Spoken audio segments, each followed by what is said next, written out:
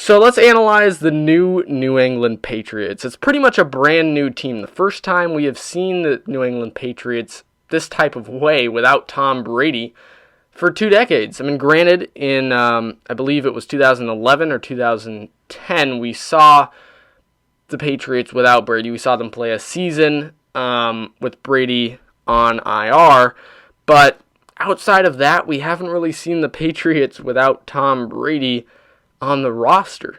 So, let's cover the most recent news, Patriots related. Now, I'm going to back up a second here. The Patriots lost a lot. Alright, they lost the best quarterback of all time. They lost a lot of defensive players. Jamie Collins, Kyle Van Noy, Landon Roberts. They lost a lot of linebackers there.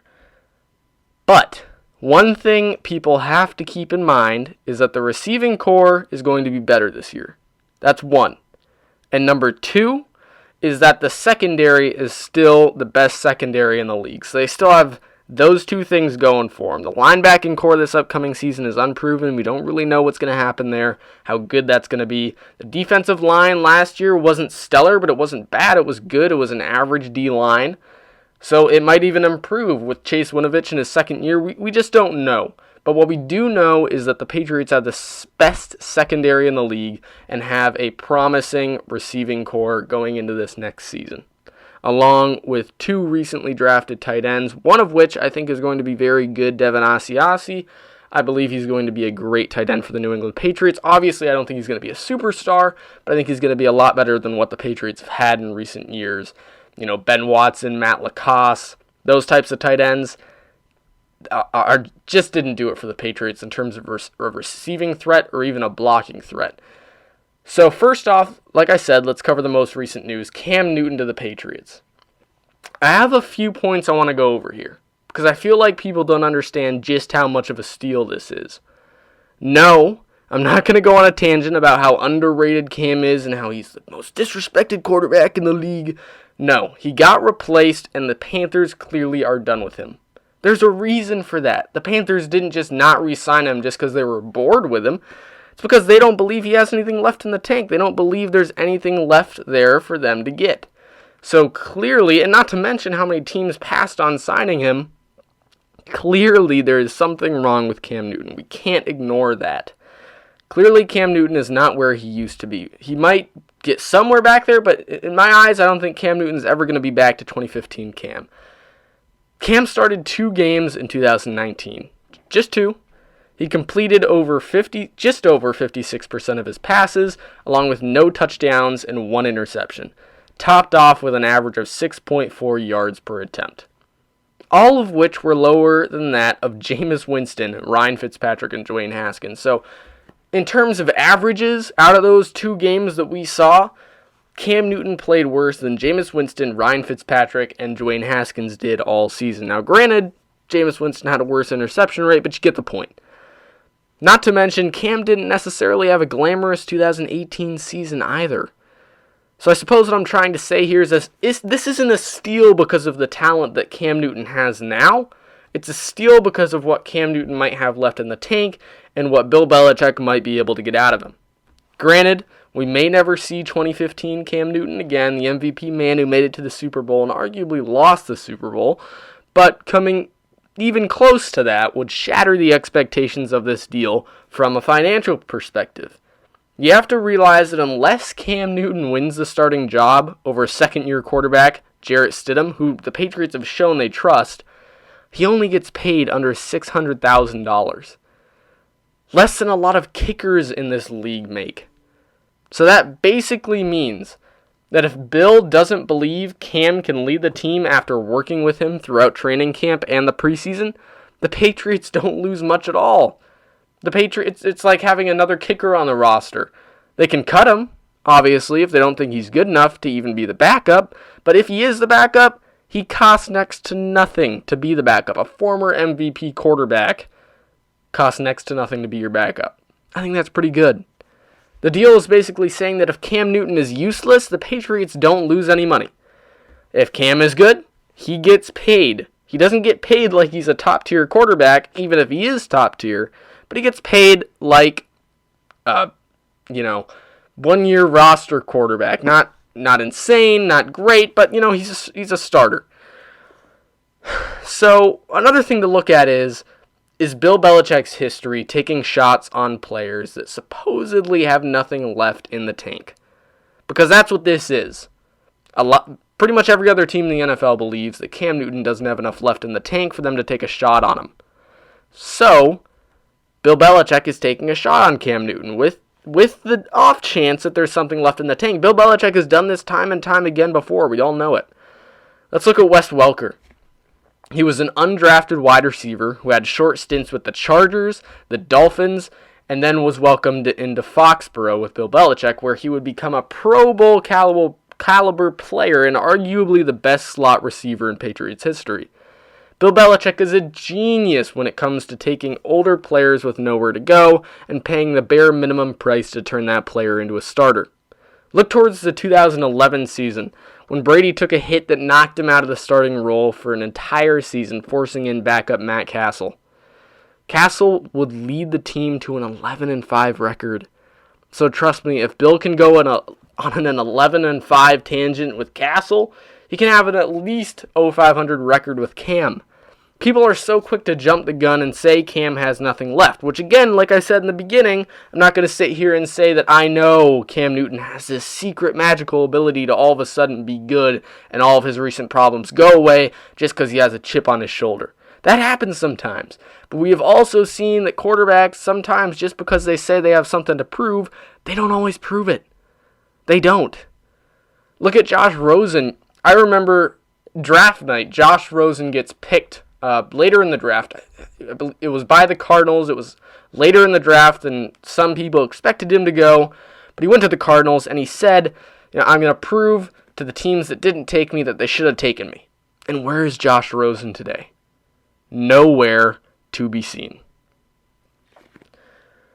So, like I said, people are quick to jump the gun and say Cam Newton has nothing left, which again could be true. But I think it's fair to say that if Bill Belichick, the best head coach in NFL history, believes in him, we should give him a chance. We should give him a benefit of the doubt and say, you know what, if Belichick thinks there's something left, hell, we're not going to hate on it. We're just going to say, you know what, whatever happens, happens. If I were a Patriots fan, I would be pissed off if Belichick threw, $7 million guaranteed into Cam Newton. In that case, yes, I would be mad. But considering the fact that Bill Belichick only really put in under $1 million guaranteed into Cam Newton, unless he plays well, that's a steal. That's a steal. It's a steal of the century. I mean, come on. This is a former MVP quarterback, and like I said, I'm not gonna rely on that former MVP catchphrase to justify the fact that Cam Newton might have something left, but Bill Belichick believes in him. Bill Belichick's giving him a shot and saying, show me what you got, Cam. Cam has a chip on his shoulder, and he's got something to prove. Now, like I said before, I'm not going to sit here and make a prediction and say that Cam Newton is going to be the starter. He's going to be great. The thing that I'm trying to argue here is that Cam Newton and this deal is not a bad deal. This is a great deal, even if Cam Newton doesn't play well, because it's a low-risk, high-reward deal. So now I'm going to segue into really just taking a look at the entirety of this New England Patriots roster. Let's take a look at what the team will most likely look like going into the 2020 season. Bill Belichick has made some pretty quiet moves this offseason that I believe will be crucial in how the Patriots perform this upcoming season. One of the first and more important moves he made was getting rid of Philip Dorsett. Any Patriots fan who has watched more than 2 games of the Patriots season will know that Philip Dorsett was more of a burden than he was an asset for the team. Dorsett has been with the Pats for 3 seasons and never broke into what many fans were hoping as an untouched first-round talent. He was drafted in the first round, and he never ended up being much. Although I will admit he held his own as a 3rd or 4th receiver on the team, but he didn't fit the Patriots. And here's why. The problems with Dorsett were made clear in the 2019 season. It's hard to see in the stats, but if you watch those game tapes over and over again and keep an eye on Dorsett, you'll see that he lacked awareness as well as discipline within the Patriots system. The reason he never flourished in the system was due to his lack of attention to detail. Or maybe not his lack of attention, but his lack of ability to use that attention on the field, especially for a no-nonsense team like the Patriots. He ran wrong routes, he made brain-dead decisions that left you wondering why he was still on the roster. A prime example of this came at a point last season when Brady was set to pass on a third down against the Chiefs. It's a big game. It's a crucial point. It's third down against the Chiefs. This is a high caliber team. You need to keep your offense needs to move if you want to beat the Chiefs. Your offense needs to score. So a third down obviously is pretty crucial when you're playing the Chiefs. Maybe not so much when you're playing the Broncos or you're playing the Redskins, but when you're playing the Chiefs, the Super Bowl champions, you need your offense to be good. So the Chiefs send all-out pressure, and the Patriots are ready for it. Brady's ready for it. Brady knows a blitz is coming, so he knows he has to get the ball off quick. And despite Dorsett clearly being able to see the blitz, I mean, you watch the game tape, he's looking directly at the blitz. He doesn't bother to expect a quick pass. He didn't. He didn't even look back, which causes the ball to hit his side mid-route. A clear mistake that a 4-year veteran receiver shouldn't make, especially on a team like the Patriots. So to me, getting rid of Dorsett was a good move. Now granted, that was only one example, but there were many. I know the receiving core is nowhere near where it should be. You know, you got N'Keal Harry, who didn't really prove much last year. Granted, he was injured for the majority of the year, kind of came in mid-season to an offense that had been built on the idea that he wasn't there. And, you know, Mohamed Sanu came in the middle of the season, had to learn a super complex offense really quickly. Julian Edelman was pretty much the only guy that was there all year and that was steady, and he had a 1,000-yard season. And outside of that, not a whole ton else. But in the climate of that receiving core, you definitely need to follow the do-your-job atmosphere that the Patriots have spent the last 2 decades building. You can't let poor play slip by when your receiving core is that average. You know, if you have Deion Branch or if you have Randy Moss or Rob Gronkowski, it's okay if they don't follow the route yard to yard. If they go a half yard off, or if they, maybe a yard or two off, that's fine because they're great players. They'll make up for it with still being able to beat the defense. But when you're a receiver like Dorsett, or a receiver like N'Keal Harry, or a receiver like Mohamed Sanu learning a new offense on the fly, you need to pay attention to that detail. Especially on an offense that was a revolving door in terms of skill players. You need to follow those details, and Dorsett did not do a good job of that. So the next move, moving to the defense, was re-signing Devin McCourty. Sure, he's getting up there in age, but he and his brother are the leaders of that defense. Bill knows this, and he was ready to sacrifice Collins and Van Noy in order to keep that base intact. Devin McCourty has also been a solid defensive player for the Patriots during his entire tenure there. He has consistently played well and more often than not above average.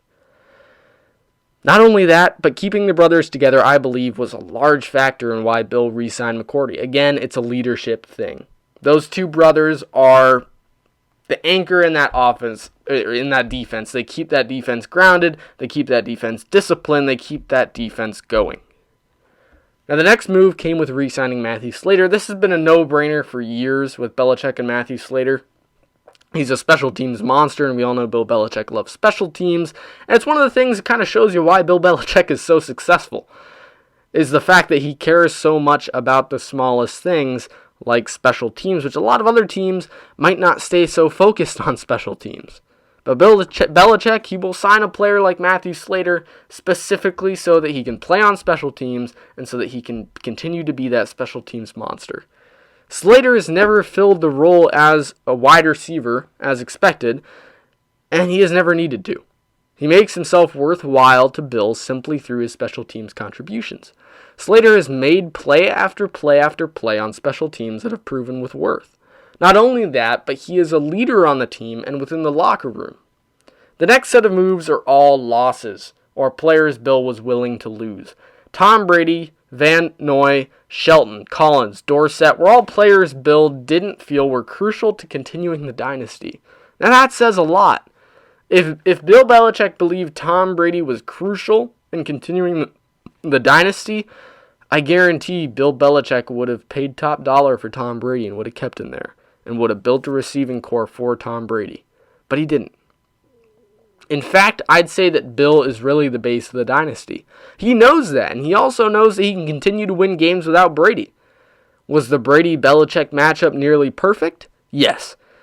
I don't think you'll recreate that same level of success with Stidham or Cam Newton, but I do still believe that they will continue to win games and continue to be a playoff threat, no matter which quarterback they have under center. You have to remember, it's an atmosphere that the Patriots live off of. An atmosphere that allows Belichick to bring the most out of players. He gets them to do their job, and that's how he wins games. He doesn't sign, a guy to a $60 million 2-year deal to see him moss players downfield. Granted, he did that in the past, but he didn't play top dollar for him. So my point is that he gets them to do their job. He gets them to do enough. So if every single player on the team is doing their job, you win the game. If you just don't do the small mistakes and you make sure every player you sign is going to be able to get his job done, doesn't have to do a ton extra, just does his job, then you're going to win the game. You're going to win the majority of your games. The hardest part of it all is convincing your players that you can win games. Recently, Jacoby Brissett, I don't know if a lot of you guys remember him, Jacoby Brissett played with the Colts last year for a lot of games. He was a starting quarterback, but he used to play for New England the year that Brady was suspended 4 games. Brissett was the third-string quarterback, and Jimmy Garoppolo got injured in I believe it was the second or third game of Brady's suspension. Garoppolo got injured. He hurt his hand, so Jacoby Brissett goes in for the second 2 games. Jacoby Brissett wins one in a shutout game, shows great promise, and then loses the next one in a shutout. So it was kind of like, is Brissett good? Is Brissett bad? But anyways, back to the point. Jacoby Brissett jokingly said that he didn't want to be in New England. One major point and key takeaway from what he said following was that he didn't understand how a team could be so confident going into every game. How a team of players that nobody else wanted could feel like they were better than anyone they faced. And I think that's a real teller as to why the Patriots stand where they are today. Brissett just told you. The Patriots have built an atmosphere that allows those players to go into every game, no matter if you're a N'Keal Harry, no matter if you're a Mohamed Sanu, or if you're a Sony Michel. You believe that going into that game, you have the coaches and you have the teammates to win. They believe that they can win every single game they play. They don't go into a single game thinking, we are going to lose this. They go into every game thinking, we are going to find a way to win.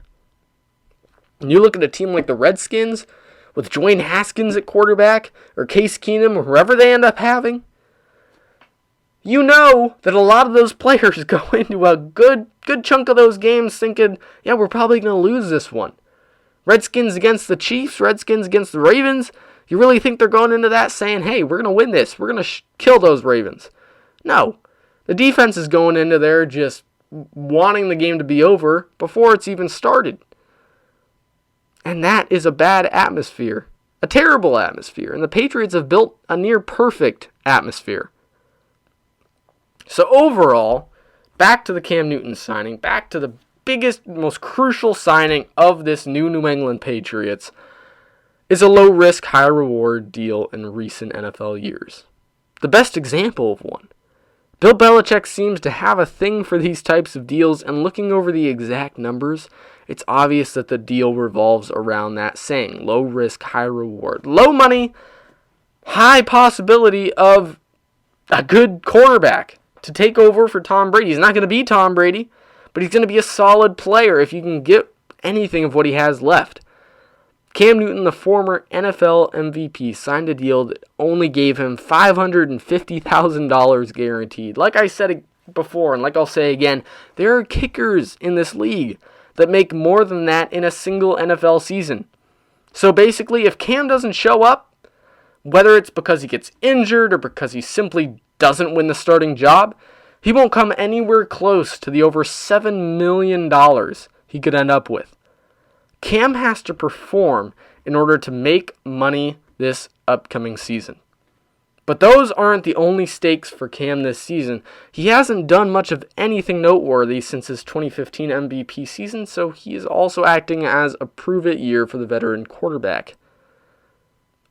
Prove-it year for him and a prove-it year for Bill Belichick. It's going to be fun to see what they do.